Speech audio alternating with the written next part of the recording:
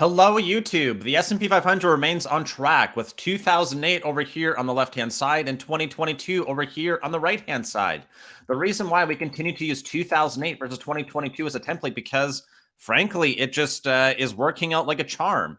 And the saying is that history does not repeat itself, but it often rhymes. So what we want to do this weekend is to see whether or not the pattern continues to be valid. And if it is, where should we go from here? So I'm really excited for today's video. And if you wouldn't mind supporting me by smashing a thumbs up, I would greatly appreciate that.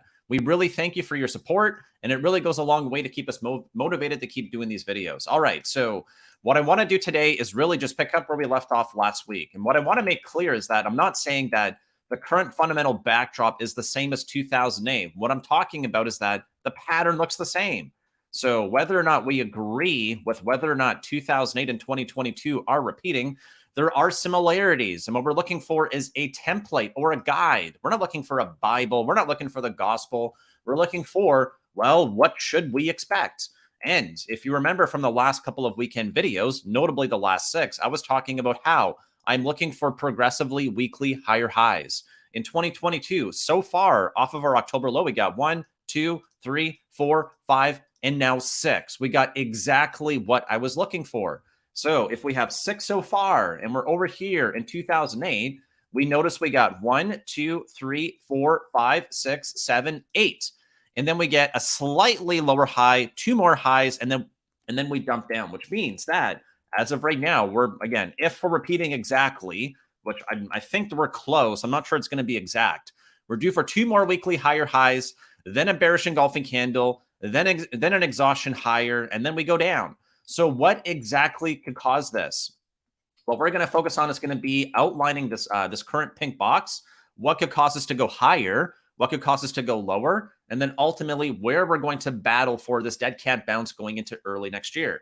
So let's look to the economic calendar because there are some key events coming up, not just this next week, but all the way to the FOMC on December 14th. So on Wednesday, we have the FOMC meeting minutes coming out. And what have we been hearing from Fed officials? Notably, Lael Brainerd, who is the vice chair, is telling us that Fed should probably soon slow pace of rate hikes. We've done a lot, but we have additional work to do. So she's the vice chair. She's the second most important person at the Fed. And she's basically telling us that it is soon time to slow the pace of rate hikes. So what I believe is that on Wednesday, when we see these FOMC meeting minutes, there's going to be some kind of discussion or consensus that tells us that, yes, we're likely going to need to pause. And then for the later part of the week, we have Thanksgiving on Thursday. So there's something to be thankful for everyone. Market's going to be closed. Make sure to enjoy it. Happy Thanksgiving in advance to all of our American friends. And then we also have Thanksgiving early closure on Friday. So really, the last thing we're going to see going into a holiday weekend is going to be coming out at 2 p.m. We're going to have 2 more hours to trade. Then we're closed on Thursday, and then on Friday, we get the fallout. So what does that tell me? It tells me that if we're still on track here, we should be looking for this candle. This candle means that we should be going to a higher high, and it should be a nicely higher high. So if this week we hit roughly 40-30, that could take us to 40-50 or 4100, which would be 410 on SPYs. We're looking for a continuation here. That's how I could see us closing at or near the high of the week and continuing the pattern. And if you are excited to see how we're going to trade this, stay tuned until the end of the video. We are going to have a Black Friday sale launching on Wednesdays. So if you're interested in that, please stay tuned till the end of the video, and we will go through that. And I'm just going to ask one more time, please and thank you. If you could, smash that thumbs up. Justin is going to give you a personal thank you. Thank you so much for supporting us. It really means a lot and keeps me motivated to keep doing these videos. So there you go. That's this next week. That's what I think is going to drive the market. I think that the market is going to get excited on the idea of the step down in rates to 50, and the market is a future discount mechanism. So what's it going to do? It's going to discount the future. Hey, if they're lowering today, they're going to lower tomorrow. It's time to go big up on the market. Remembering that the Fed minutes are a look back to roughly a month ago when we had the last meeting. So if that's what it's all about here, that's how we can continue the pattern to get our 7th week. And now what I want to do is remind people that the low until the high here perfectly aligns with 10 candles. If we extrapolate that out from where we are right now, the 10th bar is going to be December 14th, the week of December 14th. Why does that matter? Let's actually just make sure. Offer low, 10 candles out. There we go, December 14th. Why does that matter? Well, it matters because that is when we have the FOMC meeting here. Let's just jump to the Fed calendar where it shows us here that if we go into, here we go, 2022. In December, we got the 14th, which is going to be the meeting associated with a summary of economic projections. I'm not going to get ahead of myself in terms of predicting what's going to happen here. It's just a template. And remembering that in 2008, there was the same issue. There was the Fed going into a tightening cycle. So the reason why I'm really watching this pattern is because it's worked excellent. So if we now try to look at what we're going to be getting between this week going all the way to the FOMC, let's ask ourselves the totality of the data that Jerome keeps talking about. What are we going to get? Well, on Wednesday, November 30th, or I think it's the last day of the month in November, we're going to get CPI out of Europe. We're going to get GDP revision for America, which is actually going to be going higher from 2.6 to 2.9. JOLTS job openings going from 10.7 down to 10 million. So that's exactly what Jerome wanted to see, a softening of the labor market. So on November 30th, isn't that going to be like the following week where we can go even higher again one more time? Yeah, that could be it. That's what we're watching for. I don't know how the data is going to be reacted to, but as of right now, the squeeze seems like it wants to continue. Then if we look forward to December 1st, oh my goodness, core PCE coming in at 0.3, previous number at 0.5. What does that mean? Well, the market's likely going to think, oh my goodness, that is peak inflation and we have more evidence. Then we look forward to 10 o'clock with ISM manufacturing coming out, and we're coming down to 50.00 from 50.2. Remember, if you're not sure what these numbers mean, over 50 just means that we are expanding. People who manufacture things are still expanding. So 50.0 means that we're flatlining. There's no growth, and that is what a soft landing literally means. We're soft landing. We're still growing, but we're soft landing. Then we fast forward here to November 2nd, where we are expected to see non-farm payroll add only 200,000 jobs, where the previous report was 261. And then the unemployment rate should tick higher to 3.8 to 3.7. That is exactly what Jerome Powell wants to see. That is the soft landing. Is it enough data to say that we've conquered inflation? I don't know, but I think the market will get ahead of itself and basically assume that when they say soon, they mean the next meeting, the meeting coming in December 14th. The market is a future discount mechanism, which means it's going to discount the future today. That's what I think is going to happen.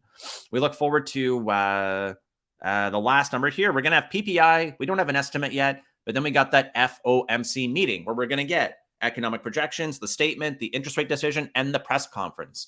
So at a very high level, that is what I am watching for us to complete the low to high pattern. And then over here, it is to be determined. I don't know what's going to happen over here. I still think we're going to go down, and I'll explain the reason why really briefly.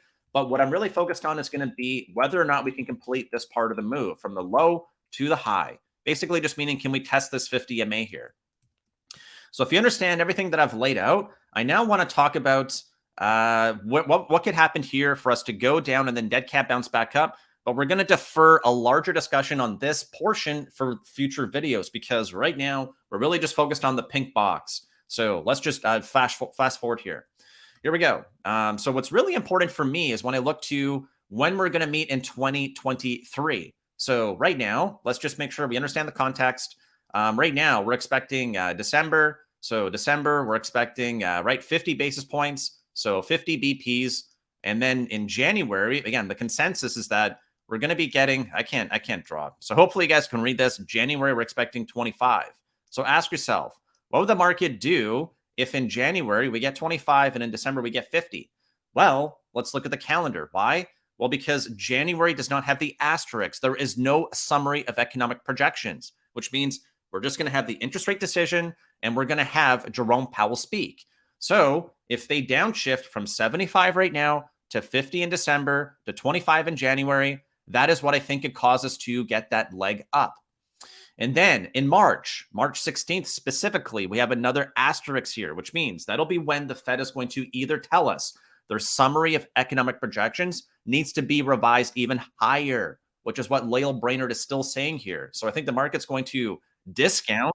We need to do this soon. But then look what she says. We've done a lot, but we have a lot of additional work to do. So the only meetings where we're going to see what the additional work to do is going to be will be in December when there's the asterisks, and then the next meeting will be in March with the asterisks. Now keep those dates in mind as we now remove all of the dates here, and we now look back to the chart, because this is where it gets very ominous and everyone's tracking this. So let's have a look here. If this is December 14th, and then we extrapolate out to the low here, what is that? Well, from where we are today, so right now, I believe we're at this candle right here, which is roughly a hammer. We got a doji instead. Doesn't really make a huge difference. It's close enough. From where we are today to the low here, it's roughly 12 bars. So where does 12 bars get us if we extrapolate that out? 12 bars out gets us to, it gets us to Jan 23. All right, let's look here. Oh my goodness. The week of Jan 23 is when we have that next meeting. Wow. That's like really coincidental. So up into this meeting here, again, if we track history, we go down when we actually see that SCP. And then right here, this would be the January meeting. And then if we dead cat bounce from there, what could cause us to get the start of the big flush, or this week right here? Again, let's look back to the FOMC meeting calendar. Why? If this is the week of January, we got roughly 7 bars or 7 weeks until we start getting that massive bearish engulfing candle. And that is the start of the nasty, nasty drop. I'm still not sure we're going to get this. All I'm trying to look at is what could cause us to get there, because this bear market is not over. We cannot claim victory. And if we look here, oh my goodness, to go from January to March 15th, 16th, it's 7 or 8 weeks. Oh my God, Justin, are you saying that when they provide the summary of economic projections, the market is not currently baked that in? That is where we could get the cut right here in December and the cut right here in March. And it perfectly aligns with the Fed cycle, 100%. So as I mentioned, I don't want to get ahead of myself. I'm just trying to think about, well, if the pattern is repeating 2008, what could we realistically see to cause the continuation on this nasty cut? Because a lot of people think that we're going to recover into the second half of next year. And that's what this right here would be. The dead cat bounce before we battle with the Fed one final time. And they decide, do we have to raise again? Do we have to lower? Why? Because we're expecting 50 in December, 25, and then 25. But if the market does not currently assume they're going to hold rates for higher for longer, which they're not, they're still expecting cuts in 2023, that is where the repricing has to happen. So at a very high level, in about 13 minutes, that is what I'm looking for this week. I would also note that seasonally, Thanksgiving has a 75% chance of actually closing green, including 2007 and 2008. So the odds are that we're going to continue to squeeze for this next week. And I have my roadmap for what happens here. And if, keyword being if, we see the rejection at the 50, which is what is perfectly aligned here for, and then we see the continuation lower and the dead cat bounce off the lower channel, which is what I'm still looking for.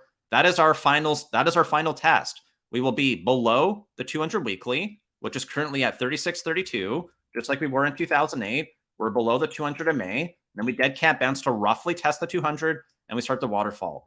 This is like, again, history does not repeat itself, but it often rhymes. And as long as this continues to rhyme, I will continue to rely on it as my guide. Again, not the Bible, not the gospel, but a guide.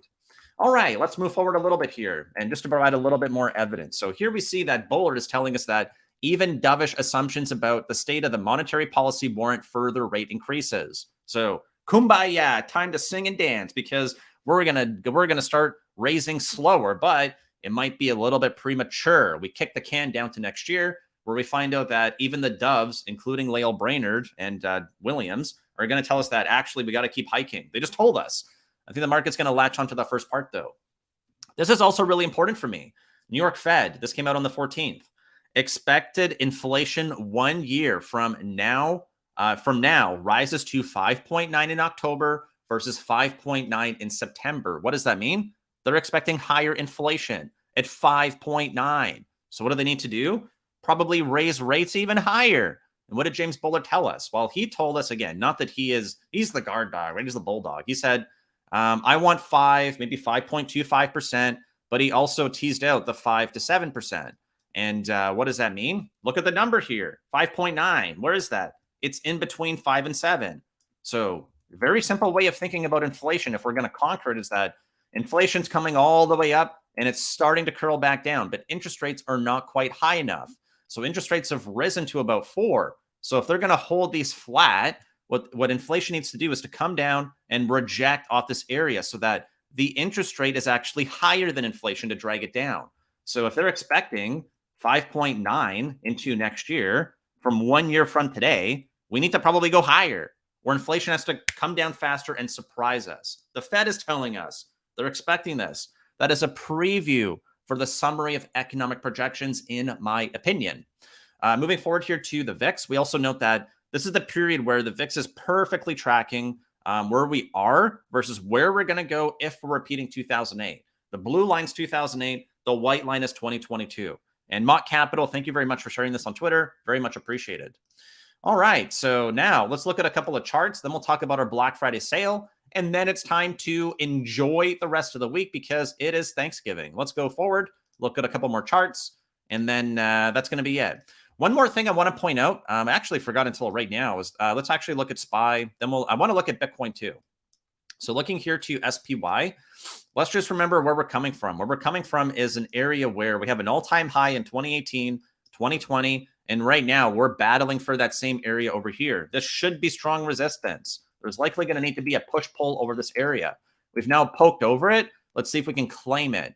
And this is important because as we now look to where we are, we note that we got some red lines here. We're looking at the February low, and we got a downtrend here. So our February low corresponds with the local low, relative low, or again, the low that we're looking for to get reclaimed, which is where we rejected on initially in September. And that's where I think we're going to have to retest. So we have something called an apex here, or a crossroads, which means the red line meets the red line. That's going to be tough resistance. So that's where I believe that in a couple more weeks, we can hit that 50 MA. We can start to start to consolidate, and that's where we can get the drop. That's just what I think. I don't know that I'm right, but the evidence continues to tell me that as of right now, this is the guide. What's really important is this February low. If we now look here to QQQ, where's the February low? Oh man, it's like a lot higher, but it's also right where? At that 50 MA. We're looking at about 320. 284 to 320. That's like a pretty sizable move higher if we're going to keep going up. So let's pay attention to that. If we now look to a few more asset classes, let's actually look at Bitcoin next because I'm looking at this one because if we look here to, right, here we go. So I'm looking at, this is my psychology chart going back a while, but what I'm noticing is that we have 3 consecutive volume bars, which are bigger, bigger, biggest. And what's so important is after we get that biggest flush, just like we did here, we got 1, 2, 3. On the third big volume ramp, that is where we base and actually start going higher. So we have a big dump, 33% decline. Wow, that's like a fat decline. That's in March of 2020. Going back to here, decline of 22%.